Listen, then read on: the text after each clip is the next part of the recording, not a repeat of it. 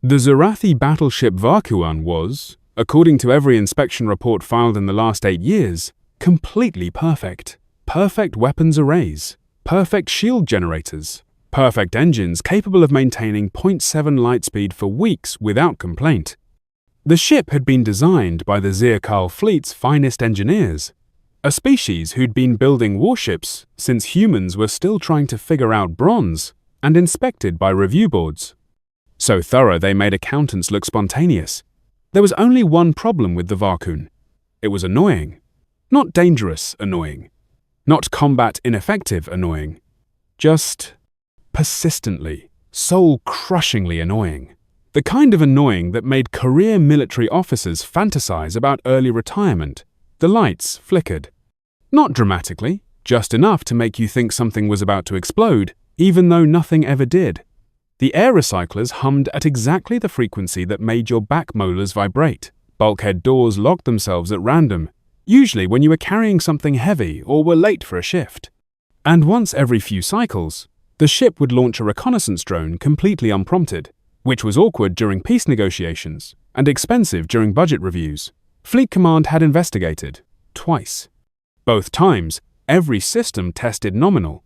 Every component met specifications. The lead engineer had actually testified, under oath, that the ship functions exactly as designed, and if the crew finds minor operational quirks unacceptable, perhaps they should reconsider their fitness for service. That engineer was reassigned to a listening post on the edge of charted space, where his perfectionism could bother only asteroids and his own reflection, which is how the Varkuun ended up with the human.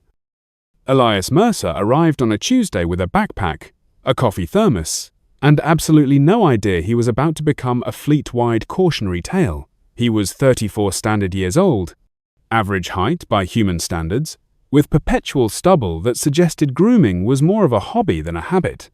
His jumpsuit had 19 pockets, someone counted later, and he had the relaxed posture of someone who'd once fixed a colony ship's reactor with zip ties and audacity.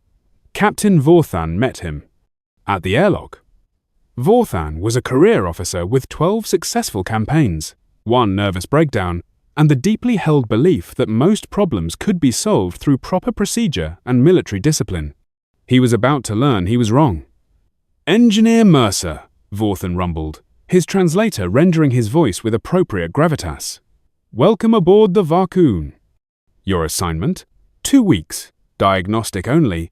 Identify and resolve minor system inefficiencies. Please adhere to approved procedures and minimize modifications."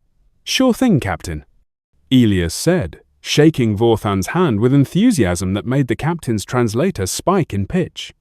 "I'll have this baby purring like a kitten in no time." To a Zurathi, whose species had never domesticated small predators and didn't understand metaphors involving them, this sentence contained several warning signs. The captain's second officer, Commander Sharkor, had served long enough to develop an instinct for danger. That instinct was currently screaming. "Sir," she murmured, leaning close, "perhaps we should establish parameters, such as no unsupervised engine access, no weapon system modifications, no touching anything that glows, no, Commander, he's here to fix the lights. You're being paranoid." "Sir, I've read the reports from human engineers on other vessels. They don't fix things. They improve them. That sounds beneficial."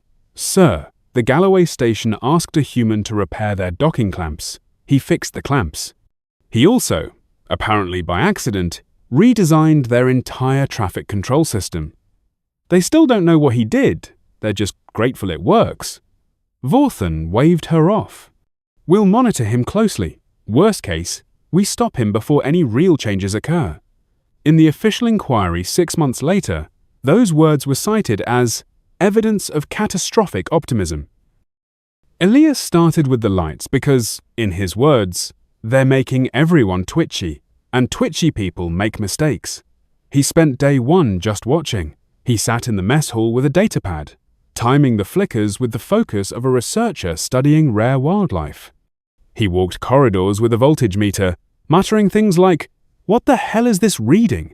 And "You can't just share a power conduit with a coolant line. That's insane." He climbed into access panels that hadn't been opened in years and emerged covered in dust no one knew existed, holding components and announcing to no one in particular, "Who installed this? A very talented but confused child." Day 2, he fixed it. The actual repair took 6 hours. Through the observation monitors, because after Commander Shakur's warnings, someone was always watching, the bridge crew saw Elias trace 47 separate power conduits. He discovered that 12 were mislabeled, 8 were routed through inefficient paths that added unnecessary resistance, and 1 was literally connected backwards due to what appeared to be a translation error during construction. He rewired everything, the entire lighting grid. He corrected labels in 3 languages, including Human English for future reference. He reorganized the power distribution into what he kept calling logical flow patterns, while talking to himself like a man, narrating his own documentary. Okay, so if we route primary through here, yeah, that's better. And secondary can bypass this whole mess entirely. Why was this even? Oh, I see. Someone tried to fix this before and just made it worse. Okay, we can work with this. The lights stopped flickering. 3 hours later, Chief Engineer Tovrin, a Zurathi who'd been maintaining warships since before Elias was born, appeared on the bridge with an expression somewhere between confusion and religious. "Awakening." "Captain," Tovrin said slowly, "the engine efficiency just increased." "That's good, sir? I didn't touch the engines. No one touched the engines. They both turned toward the mess hall, where Elias was eating something humans called a sandwich and humming a tune that the translator couldn't process. Vorthan called him to the bridge. "Engineer Mercer, did you modify anything besides the lighting system?" "Nope," Elias said cheerfully, arriving with his sandwich. "Just the lights. Though I did have to reroute some power conduits since they were sharing channels with the coolant system, which, just saying, is a terrible idea. So I separated those and optimized the flow architecture." He took a bite of his sandwich. "Why? Is something wrong?" "The engines are 12% more efficient." "Oh, yeah, that makes sense." "The coolant feeds the engine heat exchangers. So when I eliminated the power interference, it reduced thermal noise in the system. Basic thermodynamics. You accidentally improved our engines while fixing lights. I mean, I wouldn't say accidentally. More like, inevitably?" Elias looked genuinely confused by their concern. "Everything's connected, right? You can't change one system without affecting others. That's just how engineering works." Shakur pulled up her datapad and started a new file labeled Human Incident Log, Day 2. "Sir," she said quietly, "I'm documenting everything." "Noted, Commander. For the inquiry." "What inquiry?" "The one we're going to need." Day 3. Elias fixed the ventilation. There was a clicking noise in Section 7, a rhythmic tick-tick-tick that the crew had long since learned to ignore the way people ignore their own breathing. Elias could not ignore it. He traced the sound to a circulation fan with a bearing that was, his words, 0.03 millimeters out of spec, which shouldn't matter except it totally does. He realigned the bearing. Then he noticed the airflow was restricted by a filter that was probably due for replacement about 6 months ago. Maybe longer. Definitely longer. Oh wow, this is disgusting. He replaced the filter. Then he saw that someone had set the pressure regulators to non-standard values, probably during a repair decades prior, and never reset them. He reset them. Then he optimized the air circulation patterns because why push air through 6 bends when 3 works better? The clicking stopped. The ventilation system also became 38% more efficient, reduced power consumption by 15%, and now circulated air so smoothly that Medical Officer Shire ran atmospheric tests just to confirm she wasn't hallucinating. "The air quality has improved significantly," she reported, standing in the captain's ready room with a datapad full of readings. "Oxygen distribution is more uniform. CO2 scrubbing is faster. I'm detecting trace element filtration I didn't know our system could achieve." "Did you ask Mercer to upgrade the medical sensors?" "No, sir." "Did he touch the medical sensors?" "No, sir." "Then how?" "I believe he fixed atmosphere itself, sir." Varkuun put his head in his hands. Day 5. The doors. The Varkuun's bulkhead doors had a personality disorder. They would lock themselves without authorization, not often enough to be dangerous, just frequently enough to make everyone carry override keys and develop stress responses. Elias studied the door control system for an entire day, taking it apart in a way that made Tovrin physically uncomfortable to watch. "I figured it out," Elias announced in the mess hall that evening, looking delighted. "This is the most beautiful disaster I've ever seen. Whoever programmed this was a genius, but also maybe having a nervous breakdown. The logic is fractal in its complexity." "Can you fix it?" someone asked. "Oh, I already did. I rewrote the whole authentication protocol." The room went silent. "You rewrote the entire protocol," Varkuun repeated. "Well, yeah, you can't fix race conditions with patches. You have to rebuild the decision tree from scratch. Don't worry, I kept all the security features. Added some stuff too." "What stuff?" "Contextual awareness, mostly. The doors now monitor crew vital signs, movement speed, and communication patterns. If someone's running and their heart rate spikes, the system assumes emergency and keeps doors open. If there's a pressure drop, it auto-seals that section but keeps escape routes clear." "Oh, and I added predictive positioning." "What is predictive positioning?" "The doors open 0.2 seconds before you reach them based on your walking speed." Seemed convenient. Weapons Officer Raltek spoke up. "He gave the doors precognition?" "Not precognition, prediction. Totally different. One violates causality, the other just uses math." Tovrin stood up and walked out of the mess hall without a word. Those who knew him recognized this as a sign he was going somewhere private, to have a small, quiet, existential crisis. By day 7, the crew had split into factions. The believers were led by Raltek, who'd casually mentioned over lunch that the weapons targeting interface was kind of cluttered. The next morning, his entire console had been redesigned. Color-coded threat assessment, integrated weapon status displays, real-time ammunition tracking with warnings at 25%, all information consolidated into a single holographic interface that made his old system look like it had been designed by committee, which it had been. He did this overnight. Raltek whispered to anyone who'd listen. "I didn't even ask him to. He just cared." The targeting computer accuracy had also improved by 19%. But Raltek was more moved by the thoughtfulness of the color coding. "I want him to fix everything I own," Raltek declared. "My quarters, my personal equipment, my life." The terrified were led by Navigator Kresh, who'd watched Elias spend 3 hours optimizing the navigation charts. "What does optimizing mean?" Kresh had asked nervously. Elias had reorganized the star charts by actual space-time distance rather than political sector boundaries, integrated hazard data from 17 different databases, and created a route plotting algorithm that accounts for gravitational variance, solar weather, and the actual shape of space instead of pretending it's flat. "Your old system planned routes based on maps," Elias explained. "I made it plan routes based on, reality.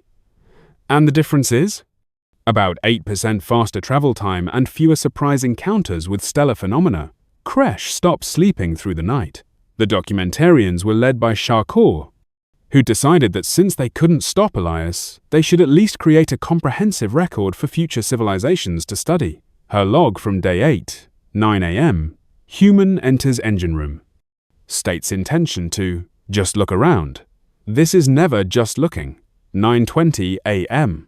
Human begins small adjustments to fuel injector timing. Queries why timing is so cautious. 11 a.m. Fuel efficiency increased 9%. Human seems pleased but confused by crew alarm. 12:45 p.m. Human has reorganized entire maintenance schedule. Claims original doesn't account for cascade dependencies. 2 p.m. Chief Engineer Tovrin observed crying in supply closet. Left him in peace. 5 p.m. Human labeled every engine component with universal color coding and human English translations to help future repairs. 6:30 p.m.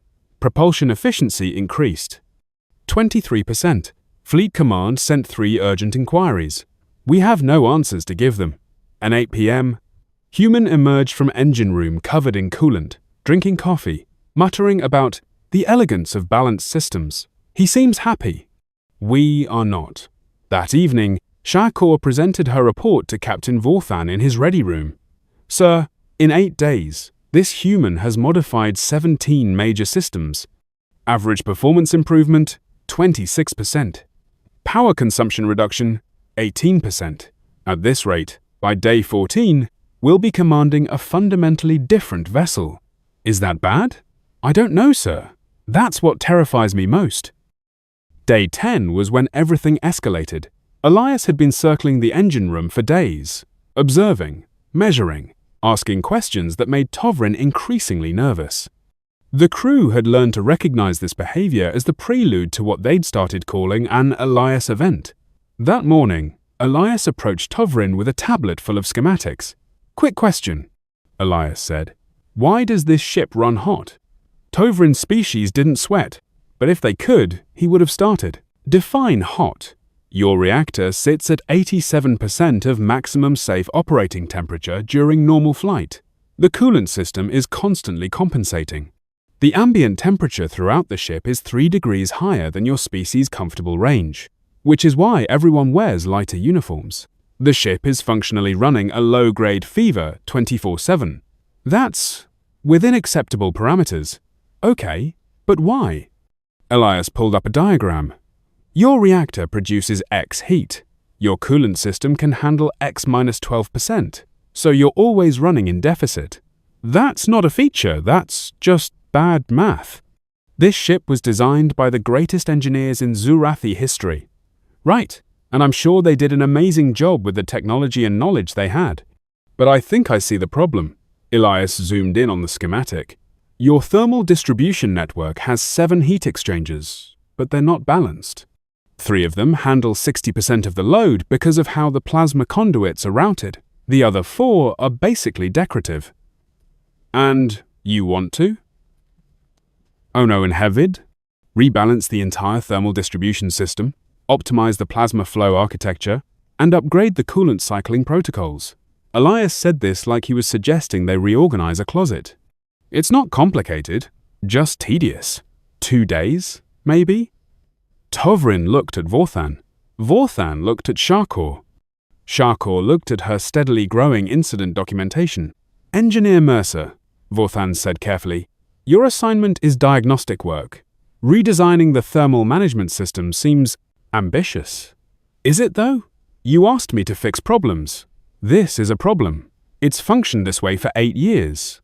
That doesn't make it not a problem. That just means everyone got used to being uncomfortable. There was a very long silence. Fine, Vorthan said, because what else was there to say at this point? But nothing major. Minor adjustments only. Absolutely, Elias agreed. Tovrin would later testify that he knew, at that exact moment, they were doomed. Elias lived in the engine room for the next 48 hours. Shakor's documentation became increasingly frantic. Day 10, 10 a.m. Human rebalancing coolant pressure. Humming. The humming is somehow ominous. 7, 2 p.m. Human rewired plasma conduit controls for flow symmetry. Not clear what this means. Too afraid to ask. 7 p.m. Ship temperature dropped half a degree. Crew noticed, commenting that air feels different. Day 11, 6 a.m. Human has not slept. Now optimizing fuel injection sequencing. Drinking coffee at alarming rate. 11 am. Engine efficiency up 15%. Fleet command sending priority inquiries. Captain Vorthan not responding because he doesn't know what to say. Number 4 p.m. Human discovered inefficient routing in engine manifold. Currently rearranging major engine components using spare parts I found lying around that none of us knew existed. Ship temperature now 2 degrees cooler. Crew switching from light-duty uniforms to standard uniforms. Multiple departments reporting improved comfort. Morale inexplicably rising. Day 12, 3 a.m. Human emerged from engine room. Covered in coolant. Exhausted. Still drinking coffee. Muttering about beautiful balanced systems and the elegance of proper engineering, appears satisfied. 9 a.m. Running final diagnostics. Crew gathering on bridge because we've learned to anticipate catastrophe. Tovrin read the diagnostic results 3 times before showing them to the captain. Then he read them again because surely, he was misunderstanding something. Reactor temperature down to 72% of maximum operating levels. Coolant system utilization dropped to 65% capacity. Power output increased by 47%. Fuel efficiency improved by 38%.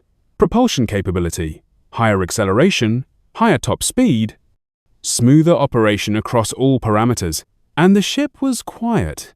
The background hum, the white noise of a warship in operation that everyone had unconsciously adapted to, had dropped to barely audible levels. The Varkuun now moved through space like a predator instead of a garbage truck. He fixed it, Tovrin said hollowly. He redesigned it, Sharkor corrected. I'm going to need counseling, Tovrin added. Vorthan stared at the numbers, his mind refusing to process what he was seeing. Fleet Command is going to. His console erupted with an incoming priority transmission from Fleet Command. The Admiral's face appeared, and his expression suggested he'd recently learned the universe was ending, and somehow this was Vorthan's fault. Captain Vorthan? The Admiral said with dangerous calm. Your ship's performance metrics have exceeded design specifications by such margins that our monitoring systems flagged it as sensor malfunction. Multiple sensor malfunctions. Simultaneous sensor malfunctions across every metric we track. Yes, sir. Please explain why your reactor output has increased by 47%. We have a human. Sir, the silence that followed lasted exactly 6 seconds.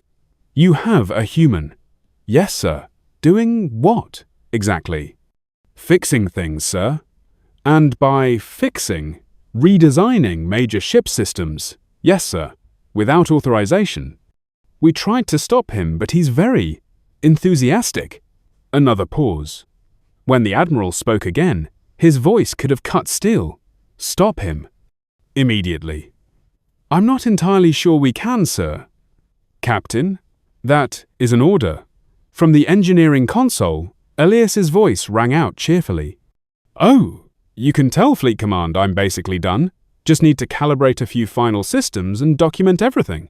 The Admiral's expression shifted from anger to something approaching horror. Captain, is that the human? Yes, sir. Keep him away from anything critical until we can send an assessment team. Sir, at this point, he's touched everything critical. He's touched everything, period. I think he reorganized the supply closets yesterday just because he was walking past them. What?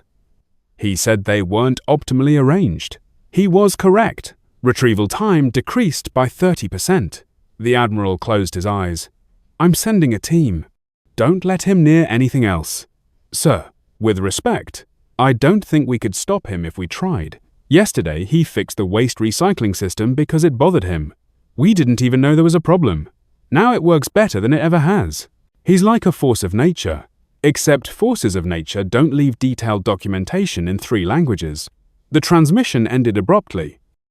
Day 13 was documentation day. Captain Vorthan, Tovrin, Sharkor, and 3 remote Fleet Command engineers watched as Elias walked them through every modification using holographic diagrams that he'd apparently created in his spare time.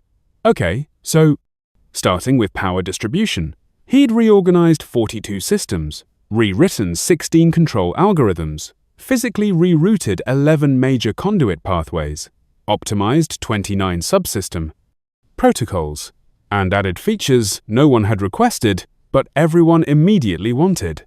Automated maintenance predictions 3 weeks in advance, faster emergency system responses, a captain's quick access panel consolidating critical functions, universal color coding, green, good, yellow, attention, red, fix, now. Complete documentation in Zurathi, Galactic Standard, and Human English. You documented everything in human language? One Fleet Command engineer asked. Well, yeah. There are humans all over the galaxy now. Seems practical for future reference. We don't have human engineers in our fleet. You have one right here, Elias pointed out. And statistically, you'll have more. We're pretty good at this stuff. and we like fixing things. It's kind of our thing. Tovrin made a sound like a dying animal. The senior fleet command engineer leaned forward. Engineer Mercer. You've essentially redesigned this warship. I fixed problems that needed fixing. You've improved performance beyond original design specifications. Well, yeah. The original specs were kind of limiting. Those specifications were created by expert engineers with centuries of experience. Elias nodded thoughtfully. Right.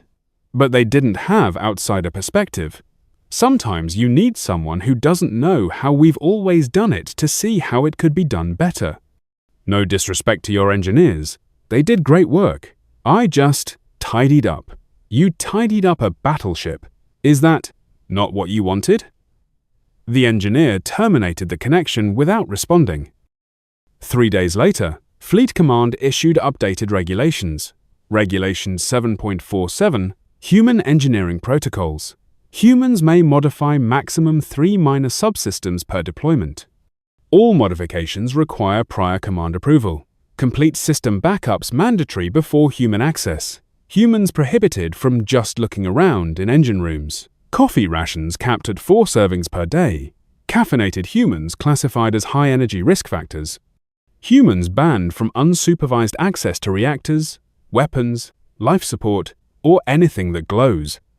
New ship classification created. Human Modified Vessel, HMV. For ships undergoing unauthorized improvement, the Varkuun became the fleet's first HMV. Technically, these were restrictions. Practically, every captain in the fleet immediately requested a human engineer. Elias completed his assignment on day 14. He packed his backpack, refilled his thermos, and prepared to transfer back to human transport. The entire bridge crew came to see him off, which he found touching and slightly confusing. Captain Vorthan stood at attention. Engineer Mercer, on behalf of the crew of the Varkuun, I want to say, he paused. I genuinely don't know what I want to say. Thank you, Elias suggested. That seems inadequate.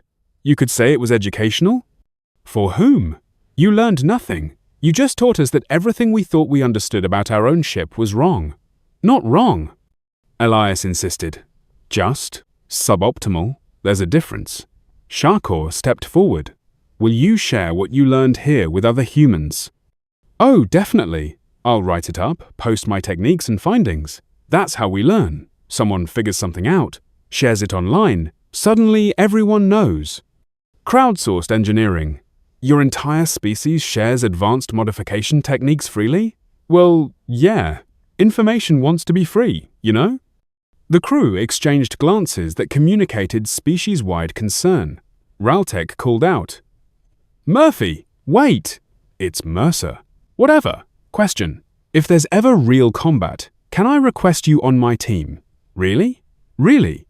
Because if you can do this to a ship during peacetime, I don't want to see what you do with actual hostile intent and proper resources, he paused.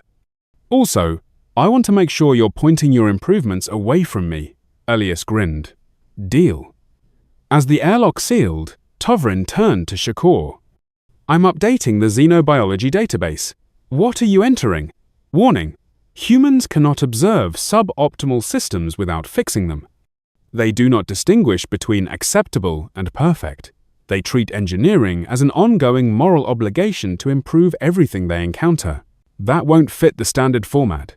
Then we're creating a new format, specifically for species that treat perfection as a minimum acceptable standard. In the galactic records, a new file appeared. Species. Human Engineering Classification. Persistently optimizing threat assessment. Benign but unstoppable recommendation. Assigned to maintenance roles. Do not expect maintenance. Expect revolution. Additional notes. If you give a human 2 weeks and access to your ship, you will not receive repairs. You will receive an upgrade. Whether you wanted one or not, whether you were prepared for one or not, whether the upgrade violates several laws of physics or not, they cannot help themselves. It is not malicious. It is simply what they are. And thus humanity earned its reputation, not as the strongest species, not as the smartest, but as the species that couldn't stop fixing things, especially things that weren't broken. Because to a human, working fine just meant not optimized yet, and the galaxy was still deciding whether that was inspiring or terrifying. Probably both. Definitely both.